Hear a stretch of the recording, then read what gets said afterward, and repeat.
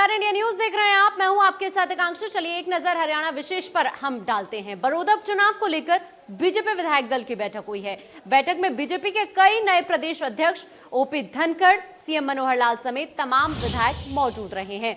बैठक के बाद सीएम ने विपक्ष पर निशाना साधते हुए कहा कि हमने जितना किसानों को दिया है कांग्रेस सरकारों ने आज तक नहीं दिया। ये बात कही है ओपी धनखड़ ने।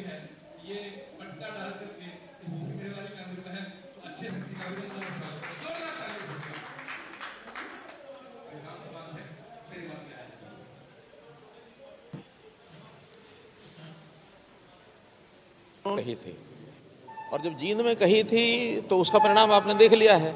इतनी बड़ी बड़ी बातें वो हर जगह बोलते हैं, उनको बोलने का अभ्यास है, हमको करने का अभ्यास है। हम काम करते हैं। हम किसानों के लिए आज भी अगर वर्तमान में उदाहरण देता हूं तो पहली बार हमने किसानों को डायरेक्ट पेमेंट के नाते से लाखों लाख रुपया पहली बार किसान के खाते में जमा हुआ है। ये कभी आज तक पहले हुआ? किसान की एक एक किसान की हम चिंता कर रहे हैं, उसका जो मुआवजा है खराबे का, वो जितना हमने 6 साल में दिया है इतना आज तक किसी कांग्रेस की सरकार ने दिया। हमने बाजरा सरसों एक एक दाना खरीदा है। उनकी पड़ोस की सरकारें कांग्रेस की, चाहे राजस्थान हो चाहे पंजाब हो, उन्होंने खरीद करके दिखाया? नहीं दिखाया। इसलिए जो प्रत्यक्ष को प्रमाण क्या, तो जो प्रत्यक्ष वो प्रमाण है उनके कहने। और चलिए अब आपको सुनवाते हैं कि बीजेपी प्रदेश अध्यक्ष ओम प्रकाश धनखड़ ने क्या कहा है किसानों को लेकर। मुख्यमंत्री जी ने किसानों को सीधे अपना माल बेचने की दी है। ये बहुत बड़ी बात है। मैं हुड्डा साहब से पूछना चाहता हूँ, क्या ट्रैक्टर में ट्रॉली में रख के किसान अपना प्याज सड़क के किनारे नहीं बेचे? क्या अपने टमाटर नहीं बेचें? क्या अपनी सब्जियाँ नहीं बेचें? क्या उनको खिलाफ हैं? अगर मेरे खेत में रिलायंस फ्रेश वाला, बिग बास्केट वाला, बिग बाजार वाला कहता है कि आपकी सारी गाजर मैं ले लूँगा, आपके सारे अमरूद मैं ले लूँगा, सारे टमाटर मैं ले लूँगा, तो क्या वो नहीं उनको दें? वो गुमराह करने का प्रयास नहीं करें। ये एक अवसर दिया है किसान को डायरेक्ट मार्केटिंग का, और एफपीओज़ को डायरेक्ट मार्केटिंग का, किसान को डायरेक्ट मार्केटिंग का। हमारे यहाँ दुजाना में बावरिया समाज के लोग प्याज बेचते हैं। अगर उनको मंडी में आके बेचने पड़े तो 1 करोड़ की दुकान खरीदनी पड़ेगी, आड़त का लाइसेंस अलग से लेना पड़ेगा, 20 लाइसेंस अलग से लेने पड़ेंगे। मुख्यमंत्री ने उनको आज़ाद कर दिया है कि वो प्याज ले सकते हैं और प्याज बेच सकते हैं। वहीं बड़ौदा उपचुनाव को लेकर ओपी धनखड़ की तरफ से ये कहा गया है कि बड़ौदा उपचुनाव चुनौती कांग्रेस के लिए है और अवसर बीजेपी के लिए है। आप बड़ौदा की चुनौती कह रहे हो, मैं कहूँगा कृष्ण हुड्डा कांग्रेस के थे, हुड्डा साहब के थे। चुनौती कांग्रेस के लिए है, अवसर बीजेपी के लिए है, क्योंकि वो उन्होंने खोया है अपना। उनके यहाँ का प्रतिनिधि चला गया है। हमारे लिए तो वो अवसर है, उनके लिए चैलेंज है बचा पाने का, उनके लिए चुनौती है। बीजेपी के लिए एक अवसर, एक अपॉर्चुनिटी बनी है। पहले भी 6000 वोट से पीछे रहे थे, और अब जिस लोगों ने समझ लिया है कि 6 साल का अपोजिशन देखकर बड़ौदा की जो हालत है, मैं दौरा करके आया हूँ, निश्चित रूप से बड़ौदा के लोग मन बना रहे हैं कि इस अपोजिशन के मारे थारे के उसमें नारे में कुछ नहीं पड़ा। बहुत देख लिया। कांग्रेस के तो सब लोग टूट टूट के आ रहे हैं। कांग्रेस के तो खुद ऐसी हालत हो रही है कि उनके लोग लिख रहे हैं कि कांग्रेस डिप्रेशन में जा रही है ऊपर से, और इसलिए कहते हैं कुंठा में कितने दिन रह सकते हैं। बड़ौदा उपचुनाव को लेकर कांग्रेस ने कमर कस ली है। नेता विपक्ष भूपेंद्र सिंह हुड्डा ने चंडीगढ़ में पार्टी विधायकों के साथ बैठक की। बैठक में बड़ौदा उपचुनाव को लेकर कांग्रेस विधायकों की ड्यूटी लगाई गई। हुड्डा ने कहा, बड़ौदा में गठबंधन सरकार जमानत भी नहीं बचा पाएगी। चुनाव सरकार के झांसों और हवाई बातों पर नहीं, आमजन से जुड़े मुद्दों पर होगा। भूपेंद्र सिंह हुड्डा ने कृषि को लेकर पारित 3 अध्यादेशों का विरोध भी किया। हुड्डा ने मांग की है कि सरकार अध्यादेशों में बदलाव करे या इन अध्यादेशों को वापस ले।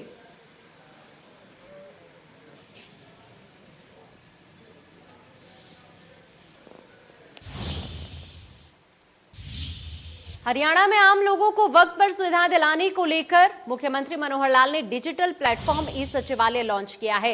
इस डिजिटल प्लेटफॉर्म के लॉन्च होने से आमजन को मंत्रियों और विभिन्न अधिकारियों से मिलने के लिए सरलता से ऑनलाइन अपॉइंटमेंट की सुविधा मिलेगी। मुख्यमंत्री ने कहा कि आमजन और अधिकारियों के बीच वर्चुअल मीटिंग आयोजित करने की सुविधा प्रदान करने के लिए ई सचिवालय लॉन्च किया गया है। ई सचिवालय का उद्देश्य नागरिक सेवाओं के वितरण में बेहतर कामकाज, समन्वय और प्रभावशीलता सुनिश्चित करने के लिए विशेषकर कोविड-19 महामारी के समय में सरकार और अधिकारियों को प्लेटफॉर्म पर लाना है।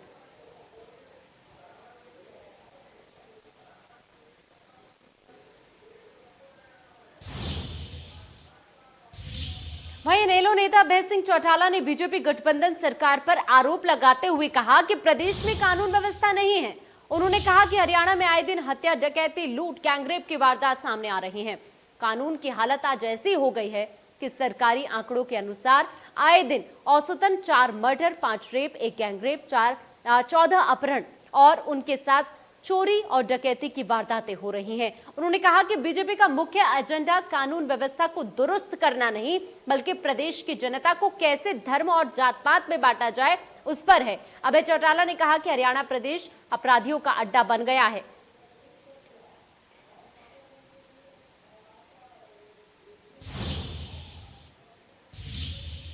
वहीं फरीदाबाद पुलिस की तरफ से हनी ट्रैप के एक मामले का पर्दाफाश किया गया है। मामले में एक लड़की समेत 3 आरोपियों को भी गिरफ्तार किया गया है।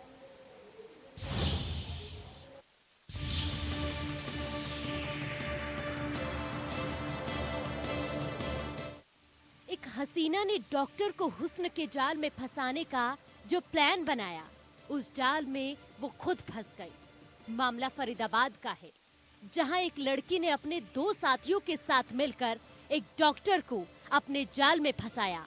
फिर उससे 20 लाख रुपए की डिमांड की गई। दरअसल तीनों जालसाजों ने मिलकर एक डॉक्टर को शिकार बनाने की कोशिश की। लड़की डॉक्टर के पास इलाज कराने पहुंची और डॉक्टर को अपनी बातों में फंसा लिया। सब मेरे ऊपर ये आरोप लगा रहे हैं कि मैं इन लड़कों के साथ मिलके किसी को वो कह रही थी कि लूटना है या उससे पैसे मांगने हैं, पर मैंने उनको कभी कॉल भी नहीं किया, कभी मैं मिली भी नहीं उनसे।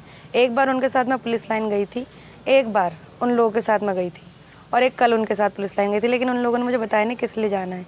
इनने मुझे उस डॉक्टर का नंबर दिया था कि उससे बात करो, उससे दोस्ती करो, दोस्ती करके उसे हम ब्लैकमेल करेंगे और हमारे जो सरपंची में खर्चा होगा वो हमें वो देगा, जो पैसे हमें मिलेंगे हम सरपंची में इससे लेंगे। तो आप डॉक्टर के पास जाके आपने दोस्ती वगैरह की थी? हाँ जी, मैं एक बार उससे अपने पैर का इलाज करा के आई हूँ और एक बार वो मुझे ऐसे ही मिला था। 2 बार हम लोग मिले हैं। कितने पैसे की मांग की थी? पैसों की उन लोगों ने 10 लाख की मांग की थी। 10 लाख की। आरोप किसने लगाया आपके ऊपर? आरोप सर उनमें डॉक्टर ये कहना चाह रहे हैं उनको कि ये तीनों मिलके मुझे धमका रहे हैं। सब मेरी उनसे कोई बात भी नहीं हुई है अभी तक, ना मैंने कभी उन्हें कॉल किया है। ये दोनों मेरे नाम से उन्हें कॉल करके पैसे मांगते हैं कि लड़की तुझ पर कंप्लेंट कर देगी, पैसे दे दे 10 लाख। इन दोनों से तुम्हारी मुलाकात कहाँ हुई? सर मेरी जो बरम है उसकी दुकान है LED की, मैं उससे LED लेने गई थी। जब से मेरी इनसे मुलाकात हुई है। तो क्या आपकी ये पछतावा है? जी सर, मुझे तो पछतावा है। मामला डॉक्टर की शिकायत के जरिए पुलिस के पास पहुंचा तो पुलिस ने तीनों को गिरफ्तार करने में देर नहीं की। लेकिन हैरानी की बात यह है कि इन जालसाजों ने थाने के बाहर डॉक्टर से मुलाकात कर उसे खुद के पुलिस अधिकारी होने का यकीन दिला दिया। फरीदाबाद पुलिस ने हनी ट्रैप का एक मुकदमा दर्ज किया है। इसमें एक महिला फिजियोथेरेपिस्ट के पास गई थी अपने एंकल दिखाने के लिए। उसके बाद से डॉक्टर साहब से बातें करनी शुरू कर दी। फिर उनके साथ ओयो रूम में गई। महिला के 2 साथी और थे। वो दोनों साथी जब ओयो रूम में गई तो बगल के ही रूम में मौजूद थे। ये सभी बिल्कुल प्लानिंग के साथ महिला और उसके 2 साथियों ने अमल में लाया। जब डॉक्टर साहब रूम के बाहर थे तो बाकी के 2 साथियों ने उनकी फ़ोटोज़ खींच ली और उसके बाद से फिजियोथेरेपिस्ट को ब्लैकमेल करना शुरू कर दिया। और अब हमने हनी ट्रैप का मुकदमा दर्ज करके तीनों को अरेस्ट कर लिया है। इसमें जो बाकी 2 साथी इस महिला के थे उनमें से एक नौकरी से निकाला हुआ पुराना हरियाणा पुलिस का मुलाजिम है जो 1992 में नौकरी से निकाल दिए गए थे, और दूसरा इस महिला का ही एक दोस्त था। दोनों लोगों को हिरासत में ले लिया गया है, महिला को भी हिरासत में ले लिया गया है और इन तीनों को रंगे हाथों फरीदाबाद पुलिस ने पकड़ा है। 20,000 रुपये इनसे मौके पर बरामद हुए। जी, ये दोनों जो महिला के साथी थे ये दोनों अपने आप को पुलिसकर्मी बताते थे। इनमें से एक अपने आप को सब इंस्पेक्टर बताता था और दूसरा हेड कांस्टेबल बताता था CIA का, और ये दोनों मुलाजिम बनकर महिला के साथ मिलके डॉक्टर साहब को ब्लैकमेल कर रहे थे। पुलिस की गिरफ्त में आने के बाद लड़की मान रही है कि उसके दोनों साथियों ने ही उससे डॉक्टर को फंसाने के लिए कहा था। फिलहाल तीनों आरोपी पुलिस के शिकंजे में हैं। फरीदाबाद से देवेंद्र कौशिक, इंडिया न्यूज हरियाणा। गुरुग्राम में हॉस्टेस की आत्महत्या मामले में पुलिस ने उसके पायलट दोस्त के खिलाफ केस दर्ज किया है। दोस्त पर एयर हॉस्टेस को आत्महत्या के लिए उकसाने का आरोप है।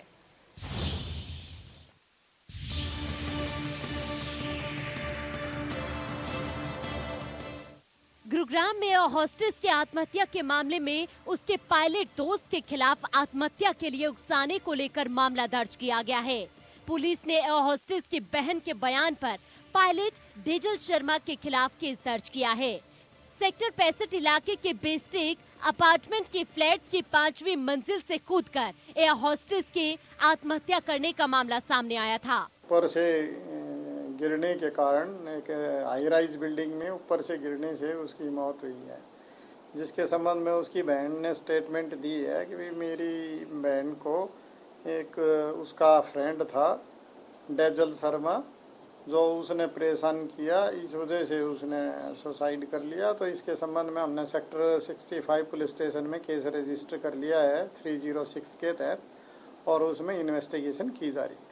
ये डेजल शर्मा किसी एयरलाइंस में पायलट हैं, और ये जो लेडी की डेथ हुई है वो भी पहले किसी एयरलाइंस में एयर होस्टेस थी।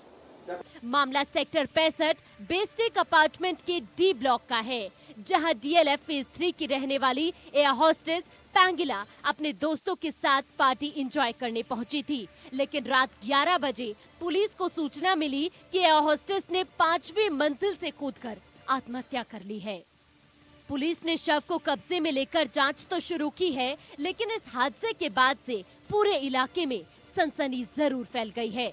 बहरहाल पुलिस ने शव को पोस्टमार्टम के लिए भेज दिया है। गुरुग्राम से राज वर्मा, इंडिया न्यूज हरियाणा। बिजली का करंट आम बात है, लेकिन बिजली के दफ्तर में बिजली अधिकारियों को करंट लगना बड़ी बात है। दरअसल ये करंट बिजली का नहीं बल्कि दफ्तर में दे दनादन वाला है। आप जरा ये तस्वीरें देख सकते हैं कि किस तरह से ऑफिस के अंदर दो पक्षों के बीच जमकर लात घूंसे चल रहे हैं। दरअसल ये बिजली विभाग का दफ्तर है, जहां पर दो पक्ष आपस में भिड़ रहे हैं और यहां पर 5 लोग आते हैं बाहर से, और जो पहले से मौजूद शख्स होता है उस पर मारपीट करने उसके साथ शुरू कर देते हैं। हालांकि पुलिस की तरफ से 3 आरोपियों को इस मामले में गिरफ्तार किया जा चुका है, लेकिन ऐसे अभी भी 2 आरोपी हैं जो फरार हैं। और चलिए अब आप जरा रिपोर्ट के जरिए देखिए।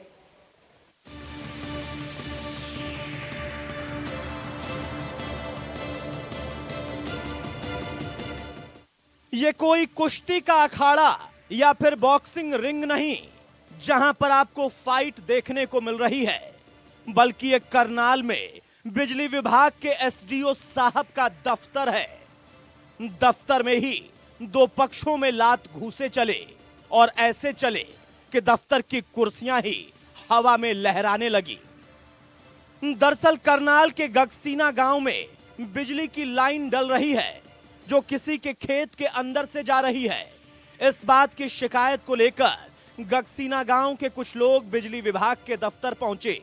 एसडीओ साहब को पहले कागज दिखाए। एसडीओ साहब ने ठेकेदार को कह दिया कि बिजली की लाइन गलत जा रही है, इसे वहां से हटाओ। मामला इतना ही था कि दफ्तर में गगसीना गांव के 5 लोग और आ गए, और एसडीओ साहब के सामने ही ऑफिस में महाभारत शुरू हो गई। बाद में आए 5 लोग ताबड़तोड़ तरीके से शिकायत करने आए लोगों पर लात घूंसे बरसाने लगे। ये जो ठेकेदार थे उनको भाई ये कार काट दो, इसका मतलब है गलत तरीके से लाइन कर रही है। इतने में शरारती तत्व आए 5 आदमी, उन्हें मारपीट कर दी सब बिजली बोर्ड एसडीओ ऑफिस में। तो उनमें से 3 को गिरफ्तार कर दिए और 2 अभी तक बाकी है। मेरे गांव के लोग थे जो शरारती, उन्हें हमारे साथ शरारती जाएगा गांव से ही, उन्हें पता नहीं कैसे उठा दी। हम सवेरे 10 और 11 के बीच में हमारे मुनक बिजली विभाग में अपने जो नई लाइन हमारी ज़मीन के अंदर को क्रॉस हो रही थी, उसकी शिकायत करने के लिए एसडीओ ऑफिस में गए थे। एसडीओ साहब के सामने बैठे हमने अपने डॉक्यूमेंट्स दिखाए। डॉक्यूमेंट्स देखते ही एसडीओ साहब ने अपने ठेकेदार को फ़ोन किया। उन्होंने फ़ोन करके कहा कि भैया आप जो लाइन और तार खींच रहे हो ये किसी की मलकियत ज़मीन के अंदर को गई हुई है और ये काम बंद कर दो। कुछ ही देर के बाद, लगभग 5 ही 10 मिनट के बाद 6 बदमाश, हमारे गांव के 5 आदमी, जो कि हम ऑफिस में बैठे बैठे एसडीओ साहब से बातें कर रहे थे, एकदम ऑफिस में घुसे और हमारे साथ लात डंडे और कुर्सी से बहुत मारपीट की। फिर एसडीओ साहब ने ही फ़ोन करके पुलिस को बुलाया और वो पुलिस आने से पहले भाग गए। उनके भागने के 2-4 मिनट के बाद पुलिस मौके पर पहुंच गई। उसके बाद हमने हॉस्पिटल जाके अपनी डॉक्टरी करवाई और फिर हमने एफआईआर करवाई गरोंडा थाना। दफ्तर में हंगामा और मारपीट से बिजली विभाग के एसडीओ साहब को तगड़ा झटका लगा है। आनन फानन में पुलिस बुलाई, पुलिस मौके पर आई। इतने में लड़ाई करने वाले शरारती तत्व वहां से फरार हो गए। सीसीटीवी फुटेज और पीड़ितों की तरफ से घरोंडा थाने में मामला दर्ज होने के बाद अब आरोपियों की गिरफ्तारी हो जाती है। लेकिन सवाल यह है कि एक अधिकारी के सामने इस तरह से घटना कैसे घट गई। करनाल से केसी आर्या, इंडिया न्यूज, हरियाणा। बारिश किसानों के लिए वरदान बनी हुई है, तो वहीं प्रशासन की लापरवाही के चलते आम लोगों के लिए आफत भी बनी हुई है। अब हम आपको 6 तस्वीरें दिखाएंगे, जिसमें आप देखेंगे पहली तस्वीर भिवानी की है, जहां बीते 3 दिन से रुक रुक कर बारिश हो रही है। इससे आमजन को गर्मी से राहत तो जरूर मिली है और किसान इसे वरदान मान रहे हैं। दूसरी तस्वीर भवानी खेड़ा की है, जहां 3 दिन से रुक रुक कर बारिश हो रही है और उसके कारण जल भराव भी हो गया है, जिसके कारण वाहन चालकों और आसपास के लोगों को परेशानियां उठानी पड़ रही हैं। तीसरी तस्वीर चरखी दादरी की है, जहां बारिश से किसानों के चेहरे खिल उठे हैं। फरीदाबाद में भी भारी बारिश ने नगर निगम के दावों की पोल खोलकर रख दी है। डीसी रेजिडेंस सेक्टर 15 समेत कई सेक्टर्स की सड़कें तालाब बनी नजर आई। कैथल के बाजार में भी पानी घुस गया। दुकानदार और आम लोग प्रशासन के रवैये से खासे नाराज भी नजर आए हैं। सिरसा में पिछले 2 दिनों से दिन और रात में हो रही मूसलाधार बारिश से सिरसा में कई जगहों पर जल भराव हो गया है, जिसके कारण वाहन चालकों को काफी परेशानी उठानी पड़ी है।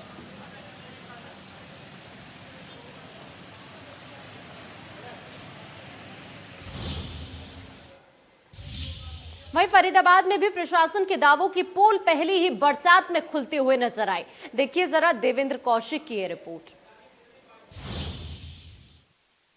फरीदाबाद में हुई बारिश की वजह से न केवल सेक्टर और कॉलोनियों की सड़कें पानी से लबालब हैं, बल्कि जो नेशनल हाईवे है, राष्ट्रीय राजमार्ग पर भी यही हालात आप देख सकते हैं। पानी के जो बरसाती पानी है वो पूरी तरह से 10 घंटे बीत चुके हैं बारिश को, लेकिन अभी भी पानी का जल जमाव आप साफ तौर से हाईवे पे, नेशनल हाईवे जो दिल्ली से मथुरा के लिए जाता है, वहाँ साफ तौर से देखा जा सकता है। और इसी पानी से वाहनों की आप रफ्तार धीमी आप देख सकते हैं। और अगर मैं आपको दिखाऊं तो देखिए, नगर निगम और NHAI के दोनों के अधिकारियों के बीच में हर साल मानसून शुरू होने से पहले बैठकें की जाती हैं और इस बात को लेकर कि जो ड्रेनेज सिस्टम है उसको सुधारा जाए। लेकिन NHAI के अधिकारी जहां नगर निगम के अधिकारियों के ऊपर जवाबदेही डाल रहे हैं, तो वही नगर निगम के अधिकारियों का साफ तौर से कहना है कि ये मामला NHAI का है, इसलिए उनको पानी निकासी के इंतजाम करने पड़ेंगे। लेकिन इन दोनों एजेंसियों के बीच के अधिकारियों के बीच में जिस तरह से एक दूसरे के आरोप प्रत्यारोप लगते रहते हैं, उस बीच में जनता कहीं ना कहीं हाईवे से निकलने में परेशान हो रही है। और यही वजह है कि हर साल इसी तरह का नज़ारा कुछ फरीदाबाद में जल जमाव का देखा जा सकता है। फरीदाबाद से देवेंद्र कौशिक, इंडिया न्यूज। कैथल जिला प्रशासन के नाकामी के चलते शहर में हुई तेज बारिश के बाद पानी दुकानों में घुस गया। इंडिया न्यूज हरियाणा के संवाददाता जोगिंदर कुंडू ने हालात का जायजा लिया। कैथल में तेज़ बरसात के कारण हर जगह पानी नज़र आ रहा है। अगर हम बात करें शहर की गलियों की, चौराहे की और जो कॉलोनियाँ हैं, जो शहर की गलियाँ, हर जगह पानी पानी नज़र आ रहा है। और ये पानी जो जन स्वास्थ्य विभाग है और जो कमेटी है, नगर परिषद है, नगर निगम है और प्रशासन की बिल्कुल सरेआम पोल खोलते हुए नज़र आ रहे हैं। मैं आज आपको दिखाना चाहूँगा दर्शकों की किस प्रकार पुलिस चौकी नई अनाज मंडी की चौकी है और किस प्रकार इस चौकी के अंदर पानी जा चुका है और पानी पुलिस कर्मचारियों द्वारा निकाला जा रहा है बाल्टियों के साथ, और साथ में टूलू पंप भी यहाँ पर लगाया जा रहा है। उसके साथ साथ काफ़ी पर ये जो समस्याएं हम इंडियन न्यूज़ हरियाणा के द्वारा दिखा चुके हैं और जिस प्रकार ये पानी जा रहा है, लेकिन प्रशासन की अभी तक नींद नहीं खुली है कि जिस प्रकार पानी बार बार दिखाई दे रहा है, प्रशासन को चाहिए कि कुछ ना कुछ इसके लिए जो चौकी है उसके लिए किया जाए या अलग चौकी को शिफ्ट किया जाए। आप देख सकते हैं किस प्रकार पुलिसकर्मी अपने आप पानी निकाल रहे हैं और बार बार जब भी तेज़ बरसात होती है। चलिए फिलहाल इस बुलेटिन में इतना ही। देश दुनिया की तमाम खबरों के लिए आप बने रहिए हमारे साथ।